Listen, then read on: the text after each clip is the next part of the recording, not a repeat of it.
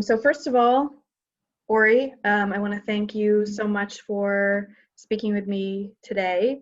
We're going to talk about trauma and resilience, those two either complementary or antipodal depending on how you view it. Either trauma is the cause and resilience is the positive effect reacting to trauma in terms of an individual or an artist, or to a certain degree, they're both reactions or ways you can go in response to a traumatic experience. You're either a traumatized individual and you can't move past it, or you're resilient and you're able to move above it. So I want to speak to you today about these sort of two concepts in relationship first to Fritz Ascher and his life and his work. So I wanted to first get a sense from you, thinking about these are two early, one, a self-portrait that he did very early on, and then two, possibly or likely a self-portrait from after the Second World War.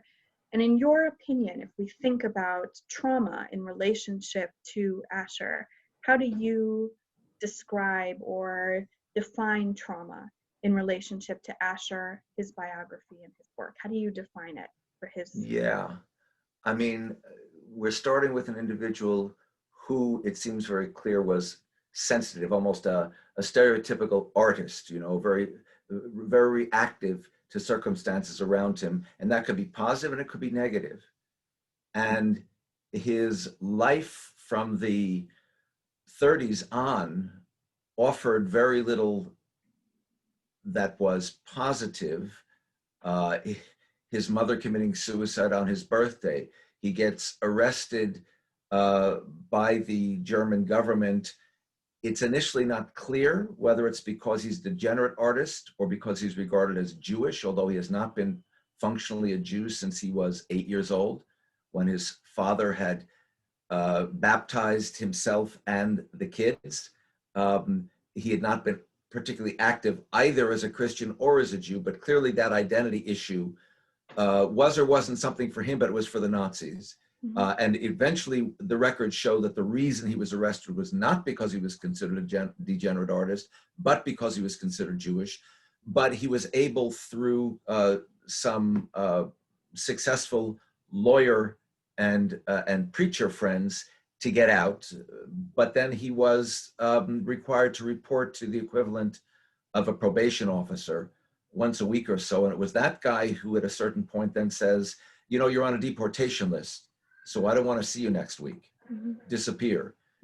And he went into hiding. And so for the next couple of years, he is living more or less most of the time with the potato sacks and the mice in the basement of a building which is lived in and owned by a friend of his mother's in the Grunewald, this very wealthy foresty area of Berlin, which had been mostly taken over by the Nazi brass. So in a sense, he's living in plain sight, but he stayed out of sight. There were two other guys who were living there, and apparently at one point they couldn't take it and they had to go out for a walk. They were never seen again. So a lot of pressure. On the other hand, the fact of the matter is he found people who were willing to risk their lives to protect and ultimately save him, like Martha Grassmann, the friend of his mother. So it's going in both directions. So I'm looking at these two images, and I could say, on the one hand, looking at the right-hand image, the presumed self-portrait of 1958, that his sense of self has changed, not for the positive, and that's reflected in the kind of sadness that emanates from that image.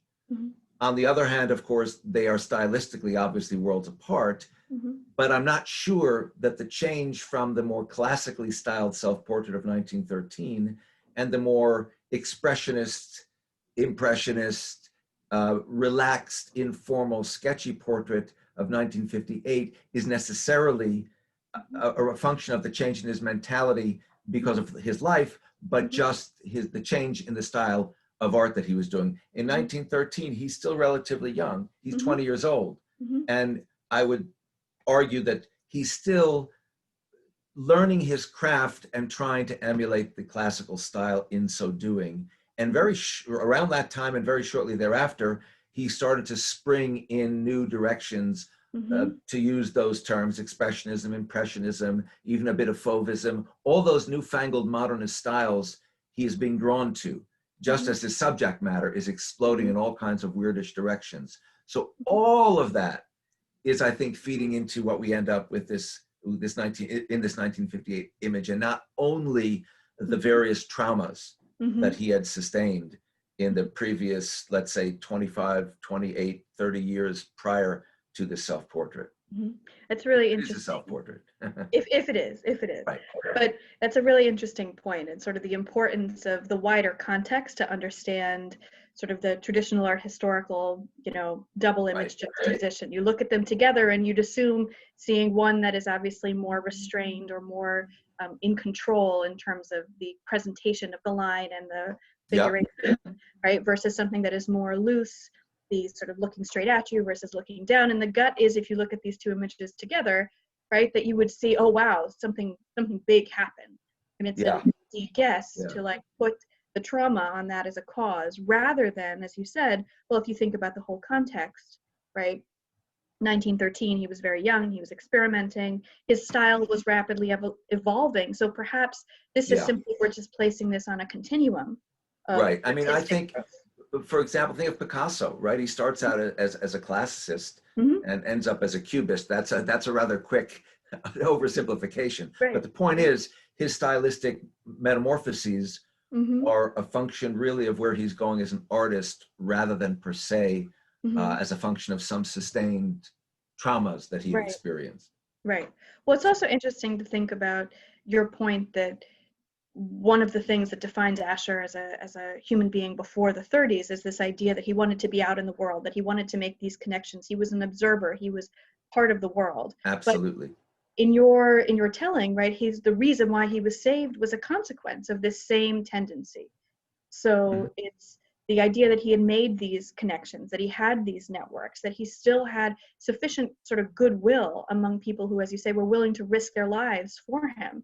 So to sort of cope through the trauma or the traumatic events that happened, he was able to kind of continue, in a certain sense, perhaps, riding on or continuing this natural inclination of his own personality that sustained him.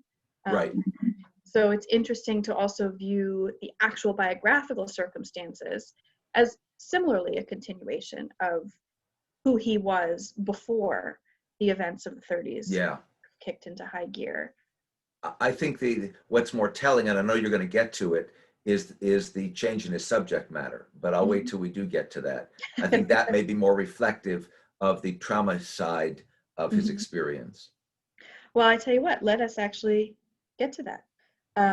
So if we then think about, so what impact did these traumatic events, and they are certainly traumatic events that impacted every aspect of his life, of his being, and his ability to sort of function in a way that he had planned on for likely in his early years and his early training.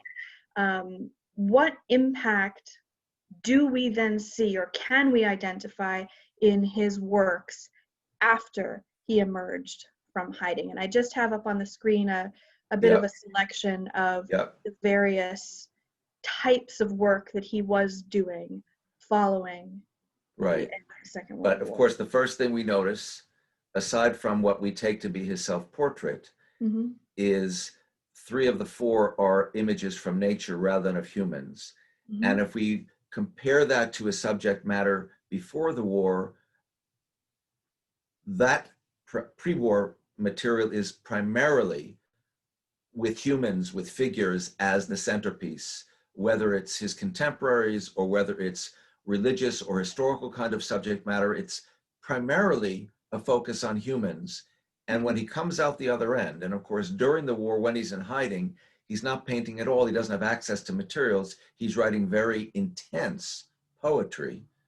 But the subject matter also draws both from the kinds of stuff he was painting before and the kinds of stuff he's going to paint afterwards, forms of nature. So the question could be, on the one hand, had he lost, as it were, interest and faith in a certain sense in humanity, and instead felt a need, in his need to continue painting to his dying day, to turn to nature as something bigger, something non-human, something that you can reflect on visually and otherwise and see its beauty.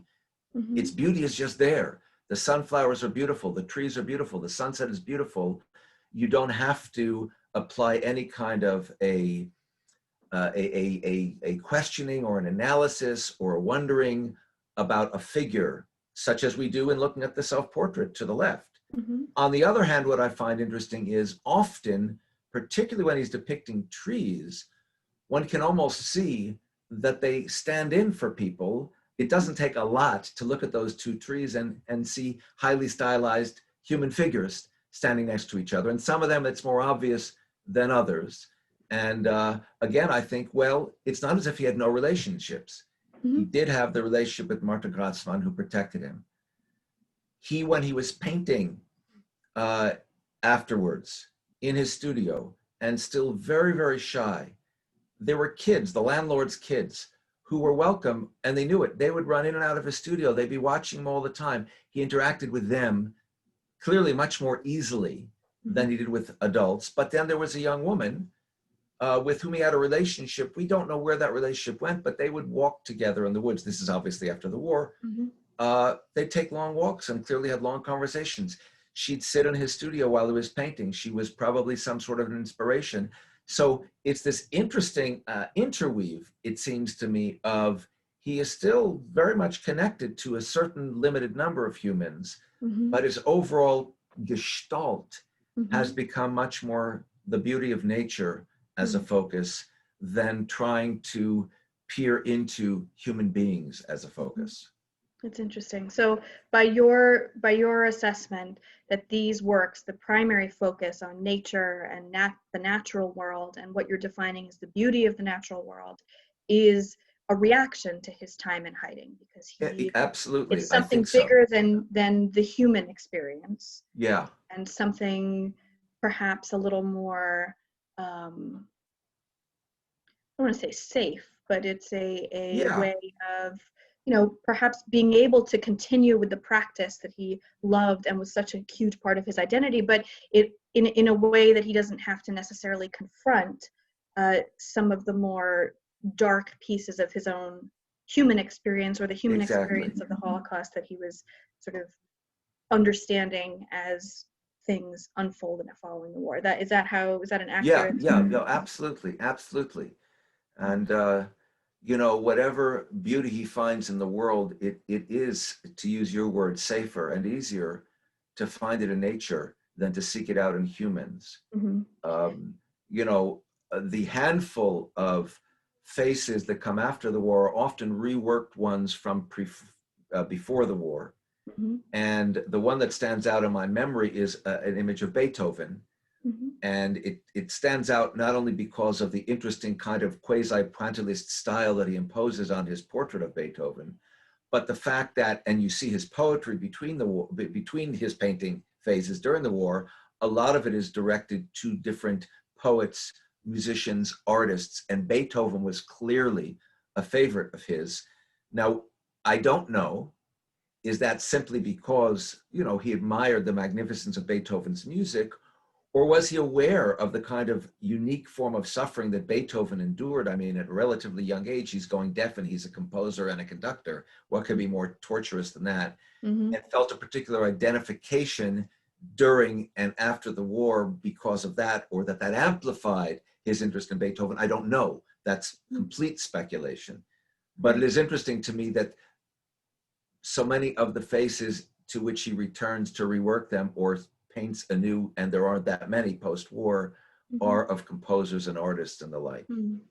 It's interesting because it's a form of, as you say, we'll never fully know whether or not he felt that type of connection from the biography of Beethoven versus his own circumstance.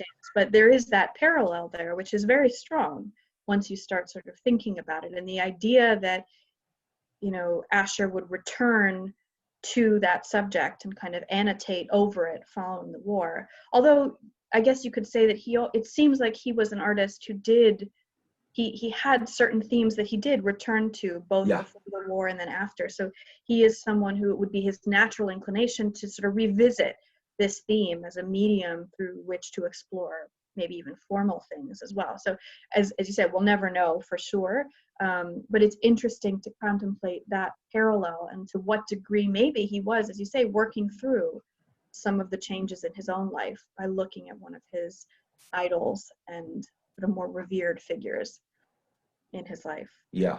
Yeah. Now, the one thing I wanted to actually ask you is that, in particular, about this idea of beauty in the landscapes. Do you read in any of these a bit of menace? And I say this because if we think about his figurative works Yep. before the war, and apologies for not having that up on the screen, but his use of this vibrant, really appealing, attractive color Mm-hmm. sort of contrasts with the more, it sort of underscores the more disturbed or violent or aggressive or unsettling imagery, figurative imagery that he does. So to me, sometimes when I'm looking at these landscapes or these natural works, you see the same color juxtapositions in play. You see that same interest Mm-hmm. in vibrant Mm-hmm. color. And it just so happens that the subject matter, doesn't necessarily reflect directly or more literally that menace or unsettlingness. But to a certain degree, there is something very unsettling. I think about this. Absolutely. I agree with you completely, Elizabeth. Absolutely. In both things you said, looking back to the pre-war, more figurative stuff, I mean, even what has become his perhaps most famous painting of the Golem. First of all, the subject is itself inherently a menacing subject by what the story is, but the way he depicts it, it's very, very weird. The whole thing is menacing. All the characters, all four of them in that painting are menacing. And you can say that, and you can see that in all kinds of other pre-war figurative and figures and landscape images that he does. I agree with you, both the color and the brushwork and the composition and even details of the subject matter. You've got Golgotha here, you've got Christ and the thieves on their crosses, but then you've got this crazy clown, but dancing what looks like a dance not of joy but of madness. And it's like, what is going on in this image? So now we shift to these landscapes, and I agree with you. There's beauty here, but that's a very weirdly soaked landscape of sunset. And the two trees, and again, his different depictions of trees, they can, I'll stand by what I said earlier, they can appear like two figures, but I, at the same time, agree with you, but they also have a kind of menacing quality about them, as you point out, because of the way he uses his color palette, the way he does his brushwork, even in some cases, the way he does his composition. So yeah, and again, is that Fritz Ascher, or is that Fritz Ascher the victim of trauma, except if he was already doing menacing kinds of imagery before, except of course we have to backtrack. When we say before, what's before? Right. He already had a trauma called World War I. Right. He didn't serve, but he had friends who did and who died. Right. So already in that earlier phase, he's already being torn apart by the world. And in a way, the Nazi era is just an exponentially expanded version of trauma, which, if, as I said, he was apparently a very sensitive, almost a stereotypical artist in that sense. Someone who was already traumatized by what had happened during World War I, this would have been explosive. And so how could we expect post-war anything other than explosions? Right. And they can be both beautiful and menacing at the same time. I mean, that sunset, which is, in my personal world of Fritz Ascher, kind of his signature post-war image. Just, I'm drawn to it because of its beauty, but I'm also drawn to it because of its weirdness and its menacing quality, as you say. Absolutely. Absolutely. It's a very interesting point, and therein lies the question when you're trying to deal with an artist, and what is the impact of, how do we, sort of stepping outside of his own narrative, see and give weight to these events in his biography that perhaps to us, we would think have greater significance as sort of one little piece. So, thinking about, if I was in that position, this one particular event would be traumatizing. But as you say, he'd already been through the First World War. He was already dealing with so many of these things. How can we isolate one particular event and say, no, this is the defining event that then impacted how we should read the rest of his Absolutely. work? And it's a fine line, I think, between trying to impose causality on a shift in style to a world event, a global event, or even some particular thing in a personal biography. Yeah.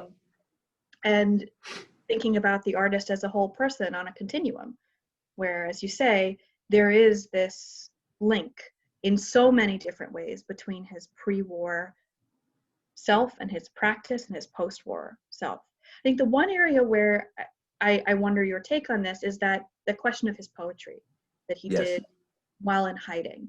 So while he was in the basement with the potatoes and the mice, isolated once the two other men couldn't take it anymore, right? The only creative practice he was able to engage in, as far as I know, was writing poetry. So how, as you said, the subject matter of these poems reflected the art that he was doing before the war and these themes that are consistent and happen after the war. But how do you situate this particular practice of writing poetry in relationship to his circumstances, in relationship to that period of in hiding? How can we think of them? I guess I think of it in maybe three different ways.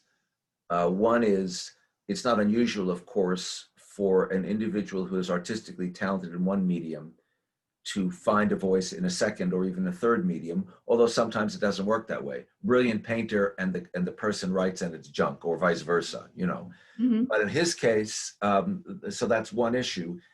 Secondly, as a practical matter, he simply doesn't have access to painting materials. And clearly he, as a creator, has this need to create.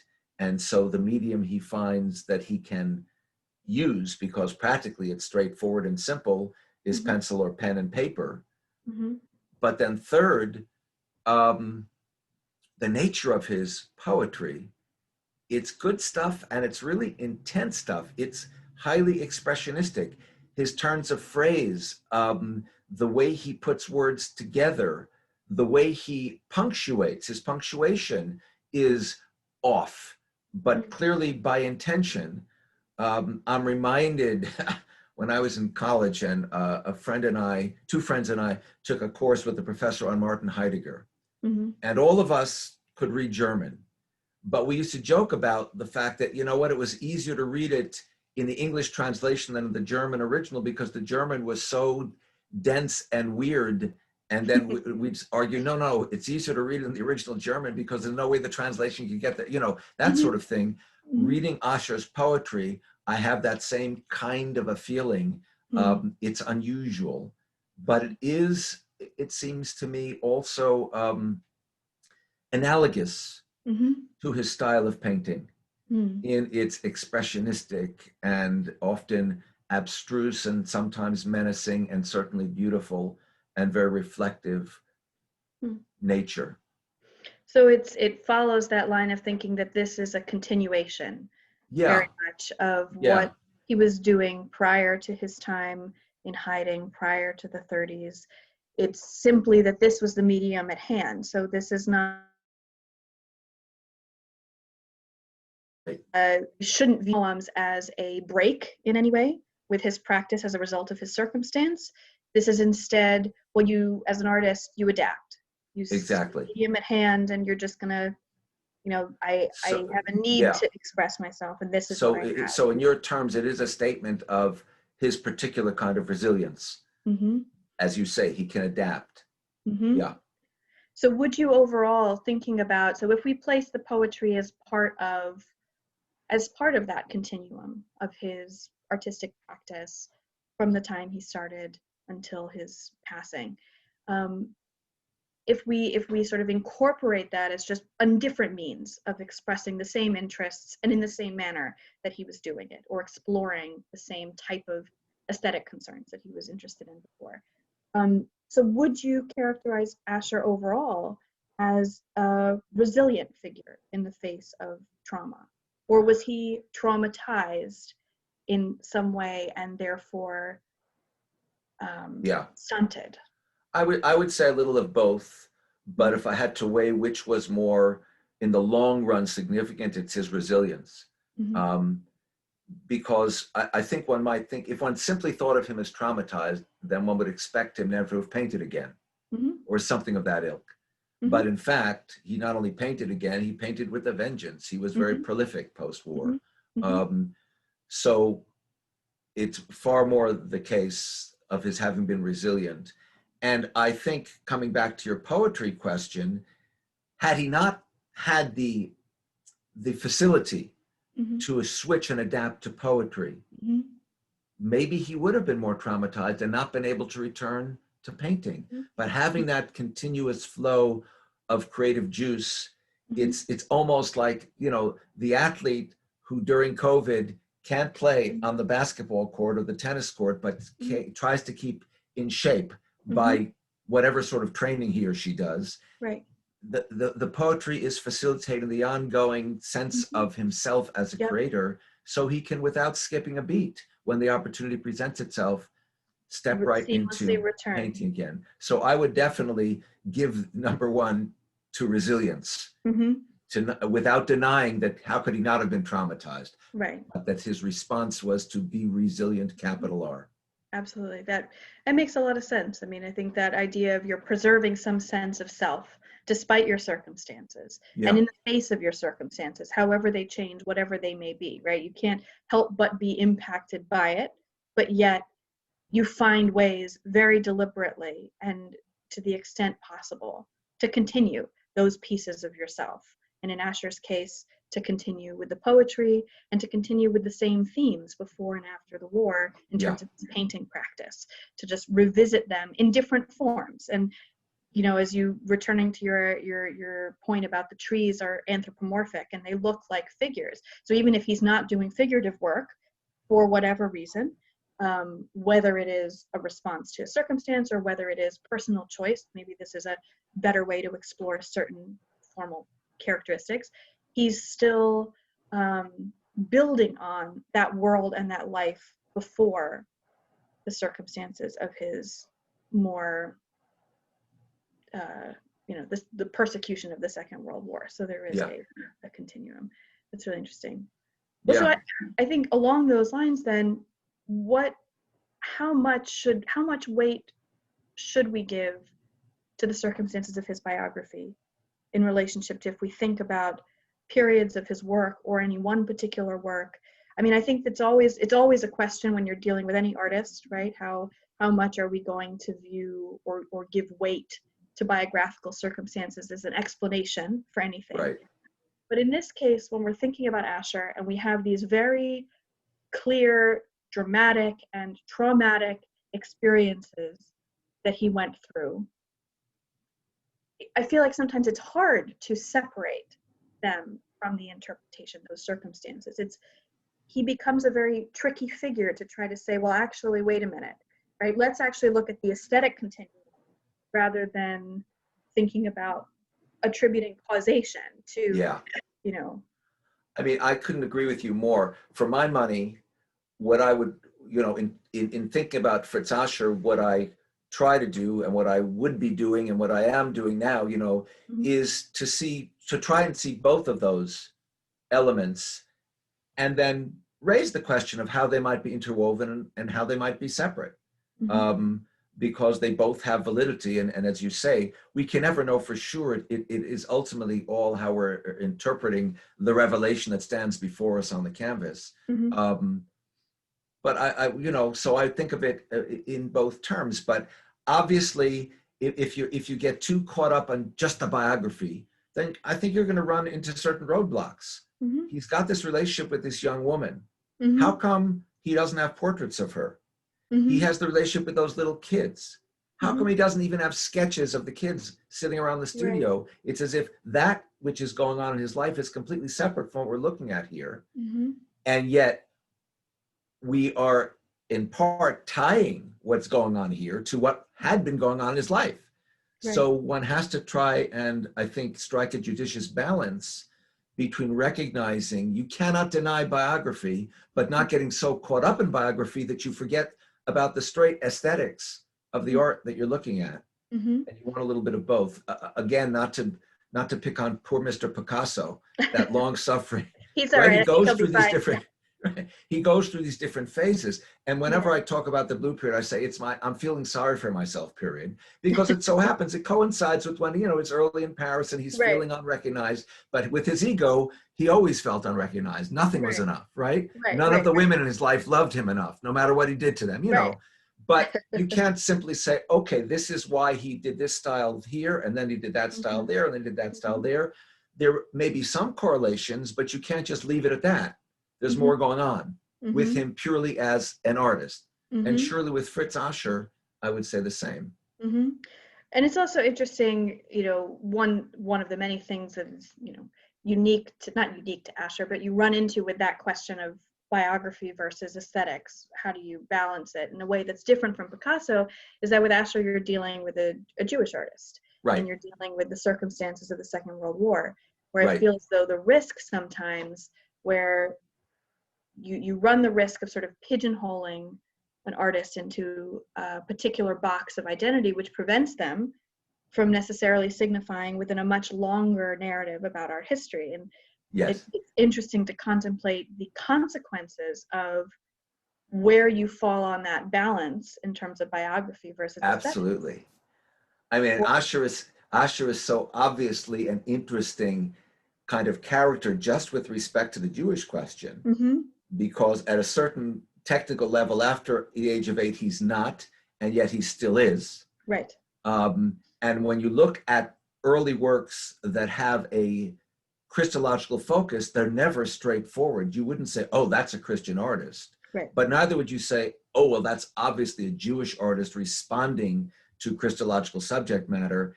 His take on this stuff is so unusual and different and weird. And at best, you can say, well, it may in part reflect the kind of interwoven dualities of his own identity. But when all is said and done, that isn't even a sufficient explanation. Right. The real explanation is it's Fritz Ascher. Whatever it is about Fritz Ascher, that's what produced this. But all those other things may have been inputs into what becomes Fritz Ascher. Absolutely. And so the stakes are higher, I think, in terms of how, particularly with an artist who's being recovered in a way, and his narrative is being recovered, where we place our focus in our interpretation, and then how we situate him, and what percentage we give one aspect of his life and work over another. The stakes are just much higher because the outside world, outside of his time, is kind of responsible to a certain degree for putting him back into the story. And where does he fit in? When we talk about trauma and we talk about resilience, right? I think it's one of those pieces where, what does it mean?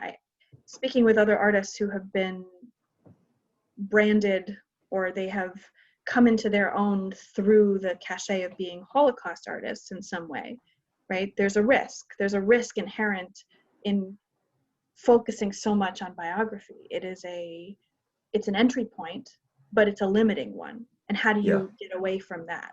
And for a living artist who's coping with that, that's something that they can work through. But for Ascher, his voice, we are responsible for sort of putting his voice back in the story. And so where are we putting him in relationship to obvious trauma and demonstrable resilience in the face of it, yet with this whole understanding of his body and body of work, and what that could mean, and what that could signify in an aesthetic sense. So absolutely, you're so right. It's a very interesting position for those of us who are looking at his work to be in. Exactly. It's a lot of weight, it's a lot of pressure, but it's an interesting thing to think about. So I want to switch gears a little bit to talk to you about the Hana Project. Yes. Which does relate certainly to that concept of where we place trauma in relationship to creative practice that we've been talking about with Ascher.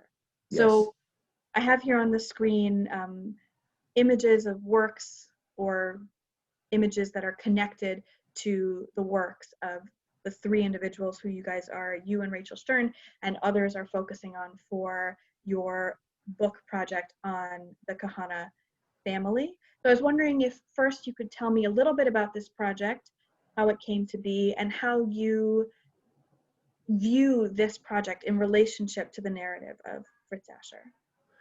Absolutely. So I'll start, as it were, in the middle with Rabbi Ronnie Kahana, because he sustained a substantial brainstem stroke 9 years ago. At the age of 57, suddenly he was, the only part of him functioning initially after the stroke was his eyelids. They could flutter. Wow. He couldn't even breathe on his own initially. Things have changed by now. He has recuperated to the extent that he can speak, although painfully. He can sit up and things of that sort. And what transpired is that instead of sort of giving up, apropos of trauma and resilience, and saying, all right, my life is over, he did what, if Socrates were alive, would envy, is that getting rid of the body and as a mechanism that demands, he found his mind free. And he had always been poetic and a writer of poetry, but this intensified. And he began and has continued to write rather extensive and rather moving and rather effective poetry. But the point is, how in his condition do you convey that? And it turns out that his wife and daughters figured out a system whereby, because he could blink his eyes, they would painfully go through the letters of the alphabet. And when he'd blink his eyes, they'd stop, they'd write it down. So letter by letter, you get to the word, and word by word, you get to the verse, and verse by verse, you get to the poem. You can imagine how long this process would take. And it takes a village, right? So one of the people who was helping with this, first of all, was his older daughter, Kitra. And second of all, a friend of Kitra, who is Noemi Stern, who happens to be Rachel Stern's daughter. So Rachel heard about this from her daughter, and we had this conversation. I said, wait, I know the mother's work. I know Ronnie's mother, Alice Kahana's work. I did an exhibition of her work 27 years ago. And I used to do these exhibitions when I was directing a museum of multi-generation of artists, which I called Intimations of Immortality. Because you can be immortalized by your children, you can be immortalized by your art. If you're an artist, your child is an artist, it's kind of exponential. What if it's 3, not 2 generations? What if it's different media, not the same medium? And this whole question that we use in art history of influence, how did Leonardo influence Picasso? How did Velázquez influence Picasso? Las Meninas, and so on. How does that play out when you switch media, or when you're talking about the influence of parent on child, parent on grandchild, and so on? So we hatched this idea of contacting them and doing a 3-generation exhibition. And the interesting complications of this are, first of all, that they do, each of them, work in a different medium. So Ronnie is a poet, Kitra is a photographer and filmmaker, but Alice is a painter and collager and sculptor who was a Holocaust survivor. And now that brings us back to our Fritz Ascher connection. She, at the age of 15, in the last year of the war, the small town of Sárvár, not far from Budapest, was with her entire family, with the exception of her father, deported to Auschwitz. She spent time actually in Auschwitz, Bergen-Belsen, in different camps. And she swore that if she survived, somehow she turned the ashes of that experience into some sort of a rainbow. And the long and the short of it is, after the war, which she survived, and the traumas for her were multiple. It's not just what she herself was enduring in that last year, but everybody except her everybody else in her family was separated from her, and they all perished, except she found out that her beloved sister Edith was still alive. She was able, with the assistance and the slight bribery of a somewhat sympathetic, good Nazi guard, Mm-hmm. to make contact with her sister, and they were able to get together. Mm-hmm. So she and Edith are together, but both of them had come down, as many people did, with not tuberculosis. I'm blanking on the nature of the malady by the end of the war, and they were sent in separate directions, hospital-wise. And her sister disappeared. And when Alice, who the story is, she was crawling up the steps of the building where she thought her sister would be because she was too weak to walk. And there's no traces of her, and there's no record. Did she live? Did she die? Whatever. So layers of trauma. She encounters her father, who happened to be in Budapest on business the day of the deportation, who was not deported.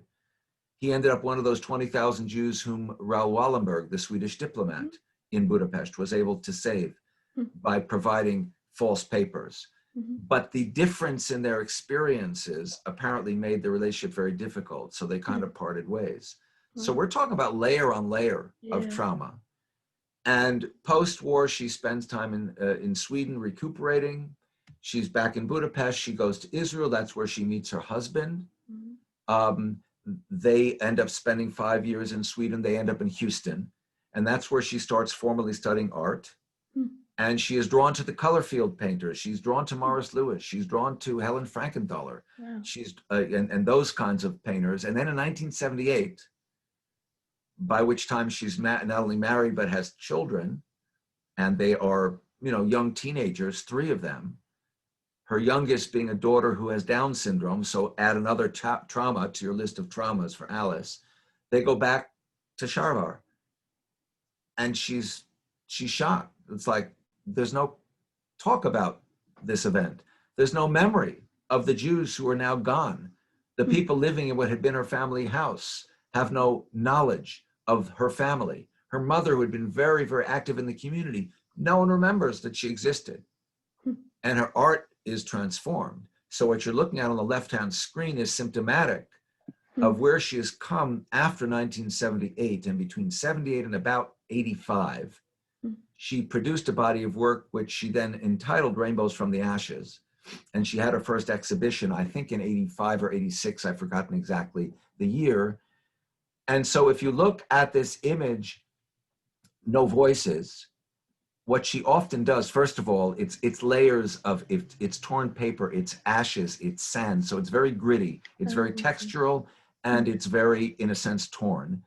It doesn't take much at this point in time, after Holocaust imagery of certain sort has become iconic, to recognize that pair of orthogonals with the horizontals as a kind of railroad track leading toward, let us assume, it's Auschwitz and its station. And those verticals, almost like the woods where you might hide, but ordered instead of chaotic. And the kind of yellowish rising left and right, of course, yellow being an evocative color in the Holocaust context. But she did a similar painting to this one that ended up being given to the Vatican. It's in the Vatican Museum of Modern Contemporary Art.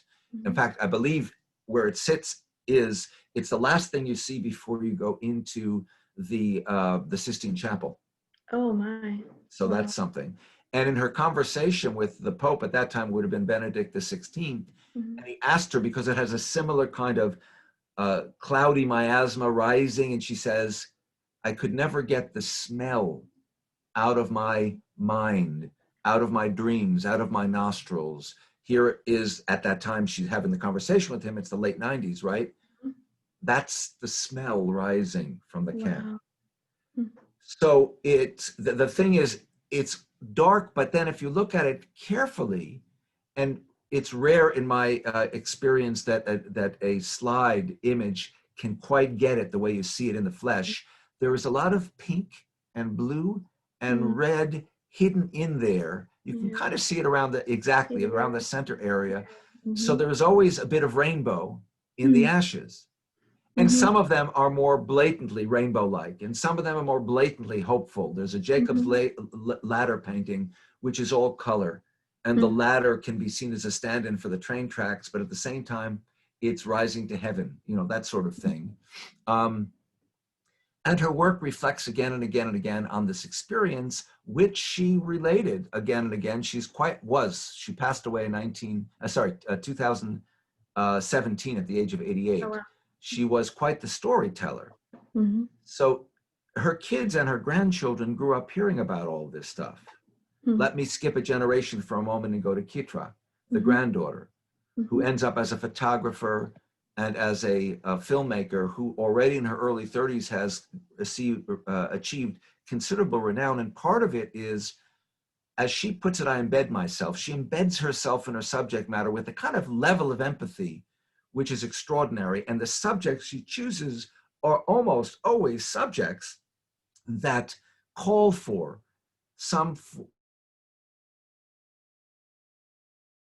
of empathy, this of nomadic American kids who choose, to live as nomads, who give up the security of being in their parents' house because they want the freedom, which comes with freedom, but it comes with a price. The Caravan Migrante, the filming and photographing of that caravan from Central America of people trying to come through Mexico to get across the border, and obviously all the literal and metaphorical walls that were obstructing that. This award-winning short documentary about mental illness and the burden being placed on the shoulders of police forces who don't have the proper training to deal with mentally ill people, and so on and so forth.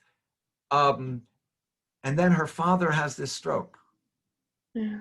And of course, not only is she crazy about her father, crazy about her grandmother. I left out an important thing. She said to me, already at 7 or 8, I felt a kind of weight, gravitas, about being the granddaughter of a Holocaust survivor. And the question was, she survived. Can I justify her survival by doing something sufficient with my life that will justify it? Particularly given the fact that my middle name, Eden, Kitra Eden, is for Edith. So she's carrying the name indirectly of the deceased sister of Alice. And when I turned 15, Kitra says, there was a kind of trauma attached to that, because all I could think of was, where was Alice at 15? She was being deported to the camps. So part of that is what feeds in. Part of that is what she got from her father and her uncle and her aunt, and what had fed into them from Alice and from them to her. Part of it is just Kitra being Kitra. It's like that Fritz Ascher question. Yeah. Fritz Ascher is Fritz Ascher when all is said and done. And all the analysis is fine, but ultimately the answer is it's Fritz Ascher. It's Kitra.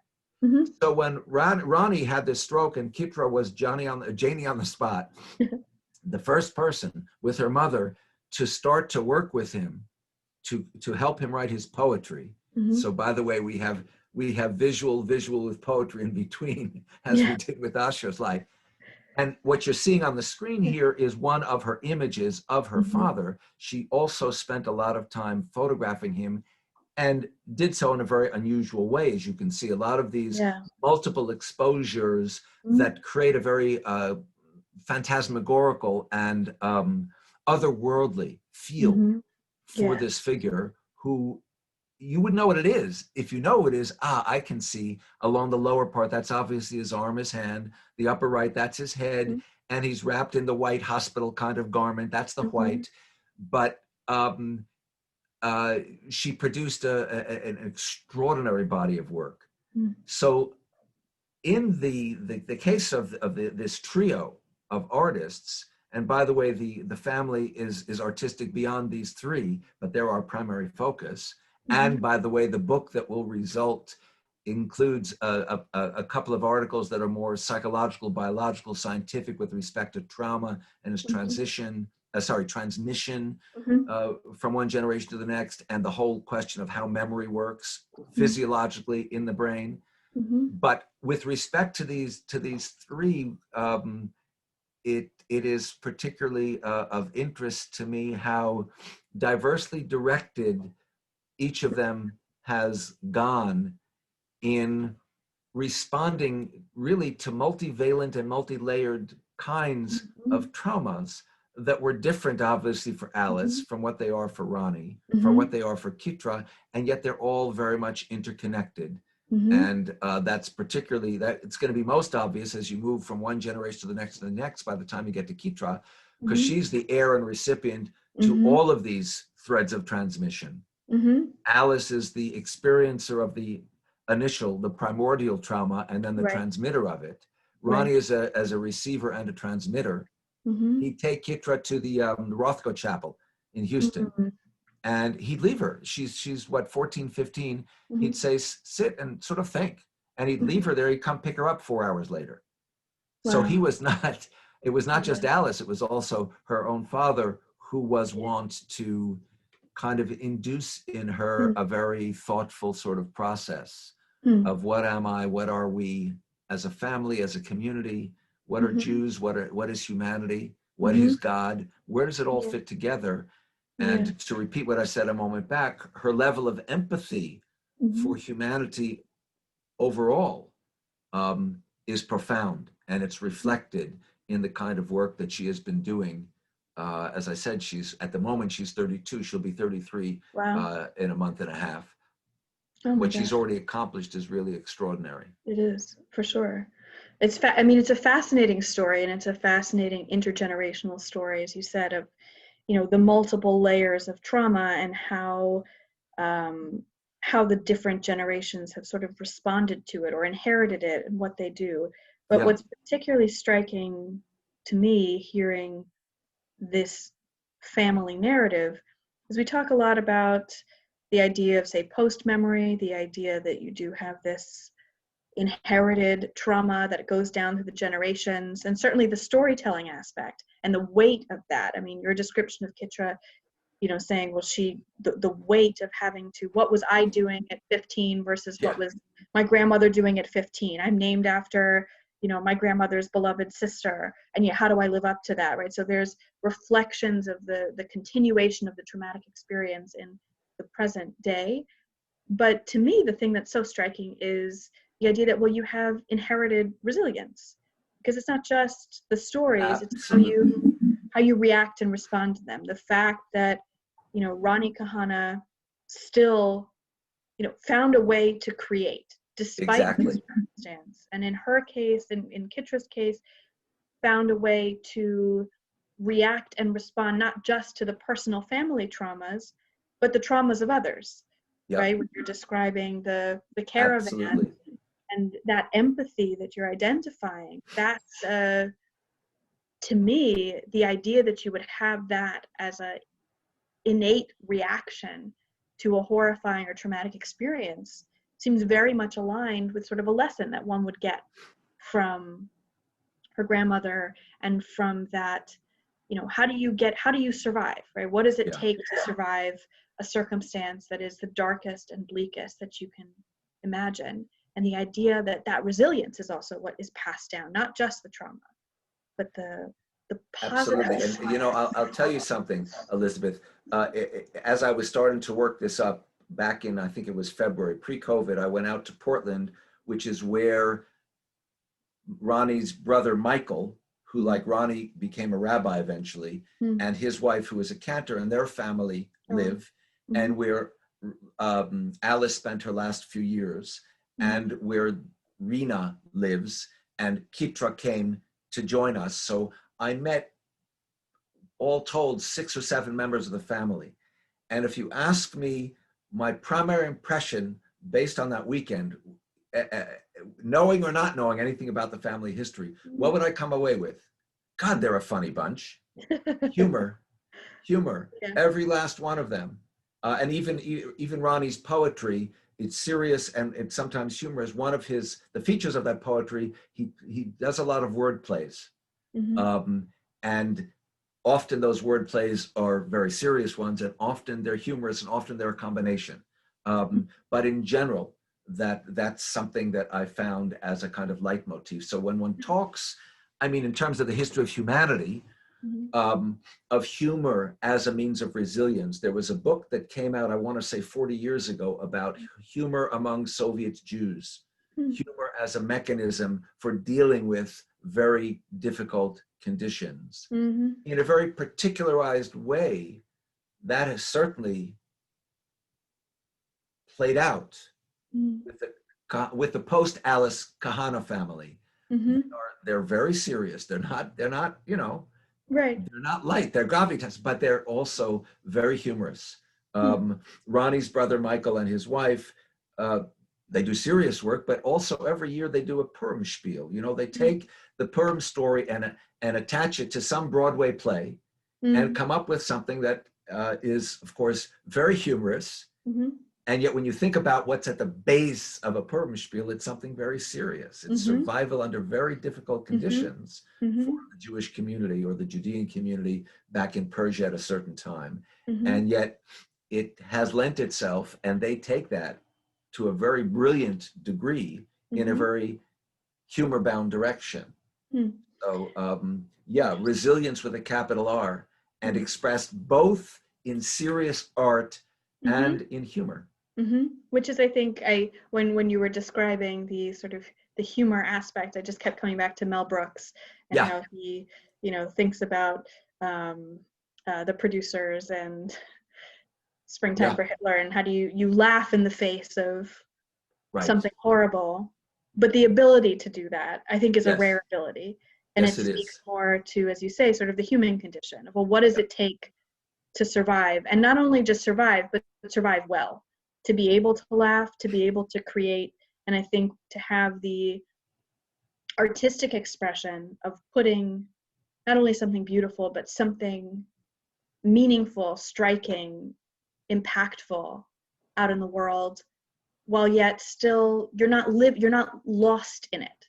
You can still live, you can still laugh, you can still do something lighthearted. You see all the different facets of experience, and you don't lose a piece of it. And it's interesting to then sort of cycle back to thinking about Fritz Ascher and the idea that our, you know, initial conversation about, well, thinking about the landscapes and thinking about beauty, and a beauty that's tinged with perhaps a little bit of menace. So you come out of trauma, and are you resilient? Well, you can see both sides of the human experience. There is beauty, and there is horror and menace, but you're going to make something of it. You're going to react and respond to it and create something as a result. So you're defining resilience as an acknowledgement of the many different parts of humanity, not just sort of wallowing in it or allowing yourself to, which would be a completely normal and natural thing to do, wallowing in the trauma, but instead you're sort of coming out of it, acknowledging it, but yet coming out of it. And you just said something along the line, which is sort of a perfectly succinct articulation of all this. You know, often people over the years have made the obvious observation, but they make the observation anyway. You know, the same culture, i.e. the German, that produced Beethoven and people of that ilk, produced Hitler and people of that ilk. How is that possible? And the answer to that question is move your lens further back. That's humanity. We are uniquely creative and uniquely destructive. We're uniquely serious, we're uniquely humorous. All of those contradictions are, for better and for worse, pun intended, what we are as a species. And so a particular culture or a particular family or a particular individual who interest us because that individual or that group is a particularly intensified manifestation of what ultimately resonates with humanity overall. That's what makes Fritz Ascher relevant to everybody, and not just to a Jew in Germany who survived the Holocaust, and that's the only audience for his work. What makes him relevant is the large human context, and the same can be said differently, but the same can be said of the Kahana clan, you know? Yeah, the risk of a monolithic interpretation of either a people, of an artist, of a circumstance. It's always, you can never, if you sound one note, right, it's always going to be insufficient. And I think when talking about artistic responses to trauma and what comes after it, the most impactful, the most resonant of those type of gestures are ones that, as you say, sort of tap all the notes, that recognize that we're looking at something that is a much more complex picture than just defining someone by one event. And if you actually think about works that fail, right? Works that aren't, Fritz Ascher, works that aren't the Hana family's various contributions to a variety of creative mediums, you tend to think of, well, why doesn't this work? Well, it is someone who is stuck on that one note. You're going to do Yeah, something that is absolutely. too narrow. Yeah, So agreed. it's very interesting. So in thinking about, so if we look at the examples of Asher and the Hana family and this notion of what it means to express as a resilient figure who is incorporating, reacting to, and yet encompassing the broad experience and response to trauma, how does that provide a framework for thinking about other types of trauma experiences or expressions today? Is this a model of success that is a barometer for how we would evaluate perhaps other responses to trauma?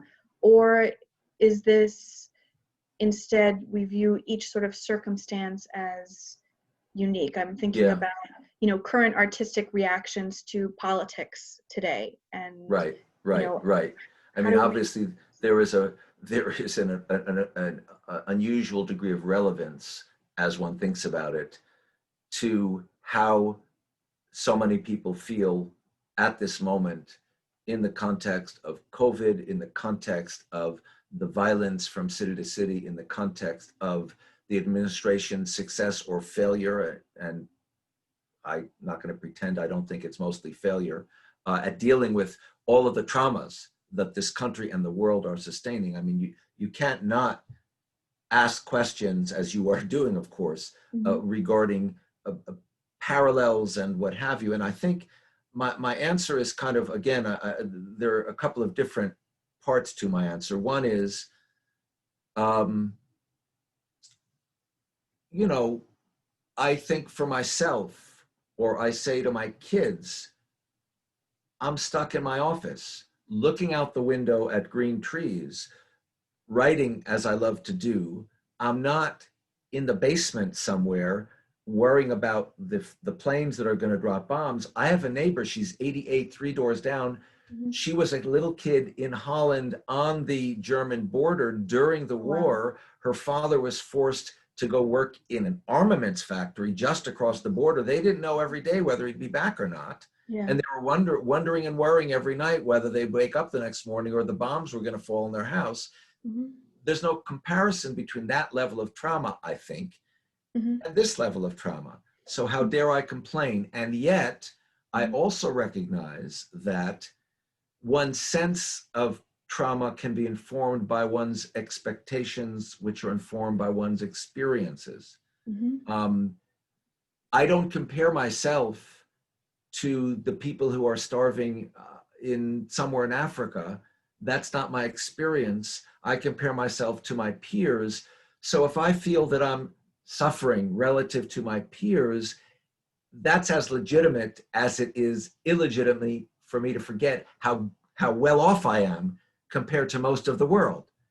Both of those kind of are in tension and have to be in balance. So anyone and everyone whose life has been significantly impinged upon in a negative way by whatever the circumstances, in today's world, the circumstances of COVID and all its concomitants, has a right to feel put upon. There's nothing wrong with that.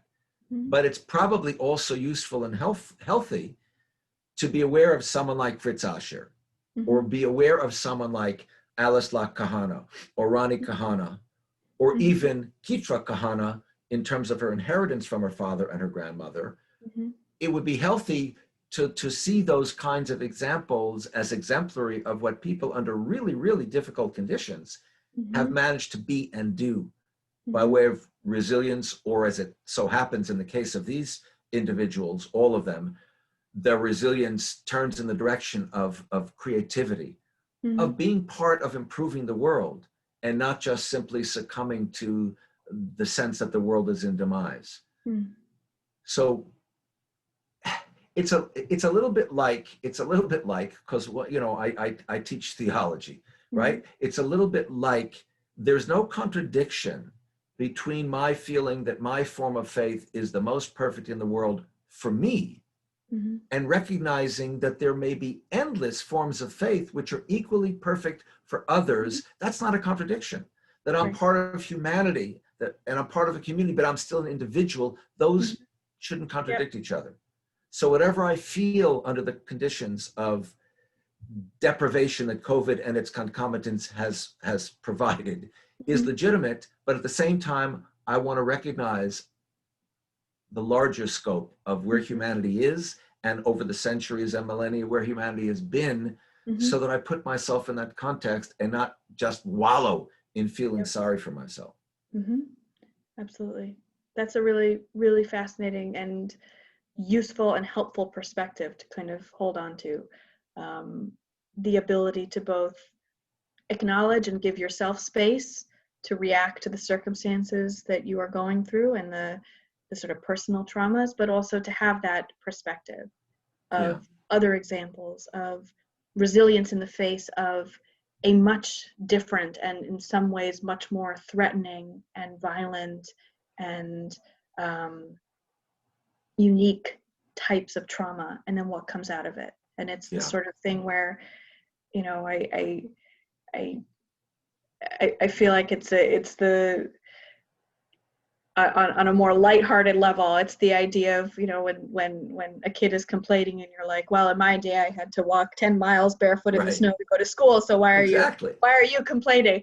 But it's good to be able to have that balance. And I think the Hana family and Ascher, they are useful models for dealing with today's traumas, because it does give you a perspective and also a way through. If they could create and put something positive back into the world, reaction, what am I doing to put something back into the world despite my circumstances, however less of a trauma they may be? Absolutely agree. Yep. That's great.